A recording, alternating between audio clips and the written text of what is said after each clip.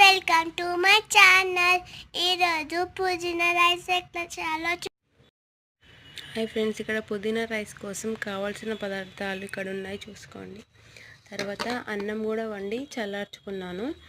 తర్వాత పుదీనాను కడిగి పెట్టుకున్న పుదీనాను మిక్సీ జార్లో వేసుకొని మిర్చి తగినంత, మీకు ఎంత కారం తింటే అంత, అల్లం ముక్కలు, కొద్దిగా సాల్ట్, వాటర్ కూడా వేసాను ఇక్కడ కానీ చూపించడం మర్చిపోయినా.